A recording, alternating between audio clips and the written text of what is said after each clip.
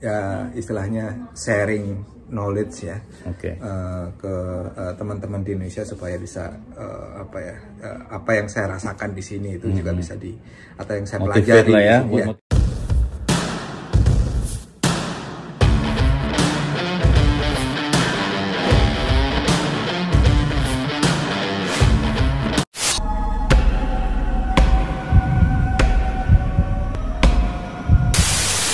Halo pemirsa, di mana aja kalian berada? Udah kayak presenter beneran aja. Halo guys, apa kabar kalian semua? Terima kasih sekali lagi yang udah mampir di channel gua kali ini. Nggak habis-habis gue selalu berdoa buat kalian. Mudah-mudahan kalian dimudahkan semuanya, segala urusan kalian dimanapun kalian berada. Pokoknya doa gue buat kalian selalu sehat-sehat teman-teman ya. Oke guys, jadi hari ini gue pengen ketemu seseorang gitu ya. Jadi beliau ini orang termasuk salah satu orang yang berhasil juga di Amerika, dan tapi pada saat itu dia pun pernah jatuh di Indonesia pada saat Indonesia waktu resesi, waktu ada kejadian krisis ekonomi di Indonesia. Mereka atau beliau ini memutuskan untuk hijrah atau pindah ke Amerika, memboyong keluarganya di sini, dan ternyata beliau ini berhasil di sini. Beberapa waktu lalu dia sempat dapat penghargaan. Jadi beliau ini adalah seorang arsitek ya kayak gitu ya. Dan beliau ini punya satu bisnis di Amerika yang bergerak di bidang properti guys. Jadi kali ini gue mau ajak kalian ngobrol-ngobrol sama beliau, bagaimana beliau punya pengalaman sebelum datang ke Amerika ya kan. Sebelum dia sukses meraih mimpinya untuk punya usaha di Amerika, yang kebetulan usahanya ini balik lagi tadi kayak properti gitu, di bidang properti atau real estate. Pokoknya orang ini humble banget guys. Gue pengen kenalin sama kalian, kita mau tanya-tanya beliau apa aja yang harus kita tanyain. Pokoknya pengalaman beliau selama sebelum berangkat ke Amerika dan sampai ke Amerika guys. Oke, pokoknya jangan kemana-mana guys, tetap di sini di channel gue, tonton terus ya. Sampai ketemu lagi. Let's go, kita ke TKP langsung guys.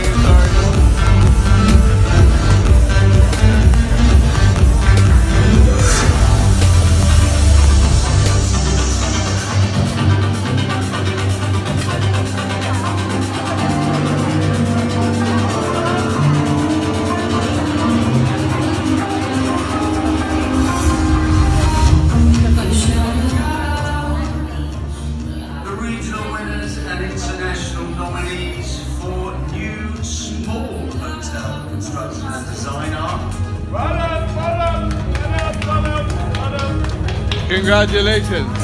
Nice. You can follow me. Thank you for taking the photo.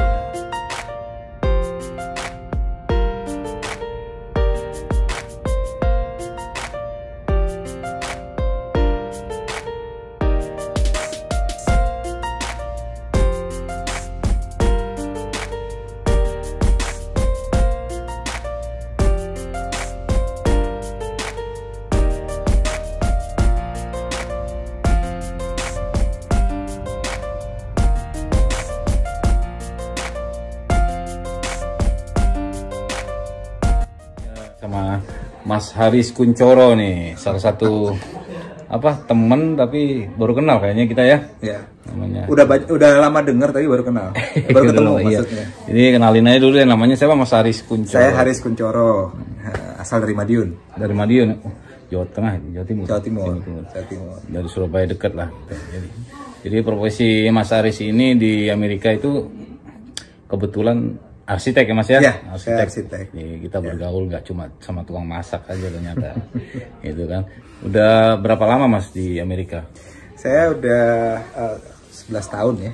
21 tahun. 21 tahun. Ya. Separuh jalan terus. Terus ceritanya gimana kok bisa masuk ke Amerika ini dari awalnya tuh?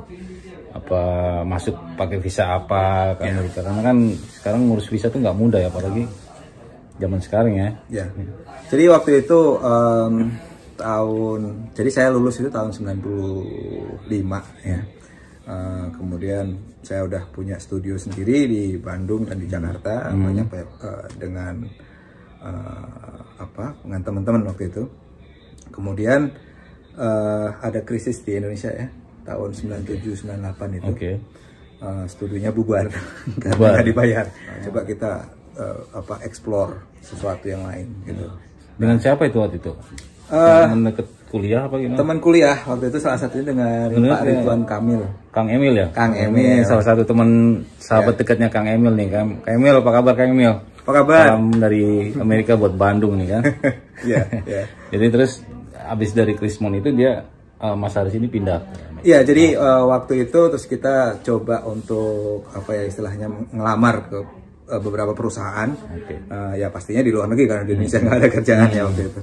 Salah satunya di Amerika sini ada salah satu perusahaan yang pakai visa H1B ya. Ya, waktu itu melamar karena banyak pekerjaan yang dikerjakan di Indonesia. Akhirnya diterima dan waktu itu menunggu sekitar 3 sampai 4 bulan ya untuk dapat visa H1B itu. Itu ngeplay satu keluarga dimasuk semua. Iya, waktu itu udah nikah ya. Yang utama saya, habis itu ya di kuota ya. Jadi waktu itu kita menunggu sekitar 4 bulan ya. Proses visanya itu tadi ya? Proses visanya. Sampai Maret tahun 1999. Saya berangkat ke sini. Tapi waktu itu karena anak saya masih kecil, masih bayi, belum bisa yang anak pertama ya? Anak pertama. Kebetulan Mas Haris ini punya anak 2, laki sama perempuan ya. Yang pertama laki-laki dan kedua perempuan. Jadi anak pertama yang baru lahir. Anak pertama baru lahir, belum bisa dibawa. Saya kesini duluan. Baru sekian bulan setelah bisa. Terus saya juga punya teman-teman yang tanya ini buat motivasi aja sih teman-teman ya. Gimana itu pengalaman, apa sih yang bikin menarik kok Mas Haris ini bisa memilih profesi sebagai arsitek gitu? Sebetulnya kecelakaan ya.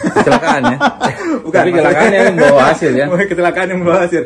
Mungkin kalau saya bukan arsitek kan nggak jadi ke Amerika kali. Gitu. Anyway, jadi memang saya dulu memang suka meng-create sesuatu ya, meng-create sesuatu, membuat sesuatu secara dan itu juga yang membawa saya untuk jadi arsitek. Gitu. Itulah teman-teman. Jadi jangan takut untuk mencoba sesuatu yang lain ya Mas ya. Jadi, jangan takut mencoba. Jangan takut mencoba atau jangan takut gagal untuk mencoba karena sesuatu. Karena gagal itu guru yang mahal sekali. Orang itu harus gagal supaya dia bisa berhasil. Bisa berhasil ya. Tapi jangan sampai banyak gagalnya juga. Kalau banyak gagal. Jadi betah ya di Amerika ya. Jadi, betah lah. Untuk kedepannya gitu ya. Untuk kedepannya. Maksudnya sekarang gini. Rezeki kan masih di sini. Ya kita telatinin dulu gitu.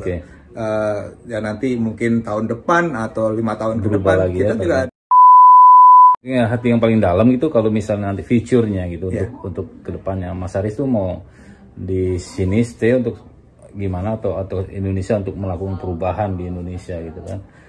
Saya inginnya tetap karena rumah saya di Indonesia, saya inginnya nanti kembali ke Indonesia setelah anak-anak berbagi pengalaman setelah anak-anak udah bisa dilepas. Saya inginnya balik ke Indonesia untuk istilahnya sharing knowledge ya ke teman-teman di Indonesia supaya bisa apa yang saya rasakan di sini itu juga bisa atau yang saya pelajari lah ya buat motivasi kalian teman-teman di Indonesia semua. Jadi Mas Haris ini di Amerika ini punya, saya dengar sih punya company ya. Company ini tuh bergerak di bidang arsitek ya. Bisa ceritain gitu gimana kok bisa punya perusahaan di sini kan? Jadi, katanya juga saya dengar juga di Indonesia juga punya perusahaan juga gitu ya. Jadi saya 18 tahun bekerja dengan di biro arsitektur. Ya artinya bekerja dengan orang ya. Akhirnya saya dengan beberapa teman memutuskan untuk membuka praktek sendiri. Karena saya ingin mencoba sesuatu yang baru. Dan dengan membuka baru itu berarti membuka banyak peluang ya. Artinya saya juga meng-create di Jakarta dan di Bandung. Saya juga ada partner di Bandung dan di Jakarta. yang kita coba untuk menghubungkan ya atau berkolaborasi di perusahaan yang di Amerika ini. Ya, koneksi gitu. Bagusnya itu ya, jadi ya, istilahnya gini, di Indonesia sama di Amerika itu kan beda 12 jam. Oke. Ya kan? Jadi kita sebenarnya bisa bekerja 24 jam. Jadi gini, misalnya nih katakanlah kita mengerjakan di hari ini sampai nanti misalkan sore ya. Sore kita kirim ke Indonesia. Coba ini dilanjutkan. Sore kan waktu pagi Indonesia. Ya kan? Jadi pagi mereka terusin gitu kan. Nggak berhenti berarti ya. Pas begitu sampai sore mereka akan kirim lagi ke sini. Gitu kan. Jadi itu 24 jam, proses 24 jam. Wow, hebat. Saya ini nggak rugi nih bisa ngobrol sama Mas Haris nih. Banyak ilmu, saya juga nggak rugi nih. Banyak ilmu yang harus dipelajari. Jadi kita, aduh gimana ya. Orang hebat lah Mas Haris nih. Alhamdulillah. Bisa berhasil dengan keluarganya di sini, memboyong anak-anaknya di sini. Dan lagi saya dengar tadi juga cerita Mas Haris anaknya udah lulus kuliah. Alhamdulillah udah lulus kuliah. Tinggal satu lagi. One down, one more to go. Tinggal metik hasilnya nih Mas ya. Moga-moga ya. Oke Mas Haris, kayaknya gitu aja, pendek aja kayaknya kita ya. Kita masih mau ngobrol lagi sama keluarganya Mas Haris dan istrinya. Kita ngobrol-ngobrol lagi. Siap. Kita jangan lupa guys di subscribe channelnya Muda Bersama Mas Haris Kuncoro. Terima kasih Mas, sukses ya Mas Haris ya. Thank you. Assalamualaikum warahmatullahi wabarakatuh.